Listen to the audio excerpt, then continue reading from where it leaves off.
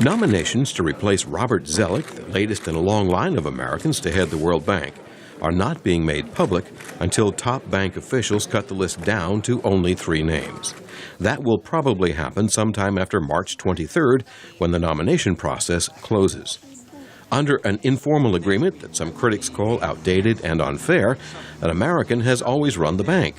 And the Obama administration says it will nominate a strong candidate for the post.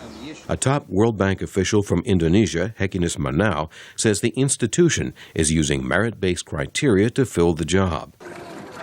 The World Bank's mission is to cut poverty. Manau says that means the bank's many member nations should nominate candidates with international experience and a commitment to development. I agree to some extent that we could be skeptical, but we could be also optimistic on that. They're doing fabulous. But U.S. Congresswoman Betty McCollum, who is the co-chair of the World Bank Caucus, says outgoing bank president Robert Zoellick improved the way the institution deals with soaring food prices, disease, conflict, and poverty, making it more likely another American will get the job. She says the United States is the bank's largest shareholder, and having an American in charge will make it easier to persuade skeptical members of Congress to approve funding for the bank in the future. Could someone else do that? Possibly. Would it be a lot harder for them? Absolutely. The search for a new World Bank chief took an unusual turn when a prominent development expert, Jeffrey Sachs, head of the Earth Institute at Columbia University in New York, put his own name forward as a candidate.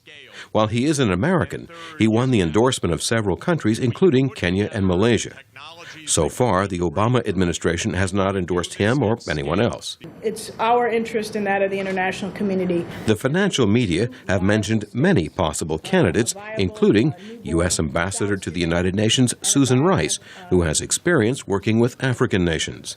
Other possibilities, Indra Nooyi, the Indian-born head of the Pepsi company, who is a U.S. citizen, and Nandan Nalkani, who started the large Indian technology firm Infosys. Jim Randle, VOA News, Washington. They have to prove themselves over and over again. We hope to reduce that problem, which is going to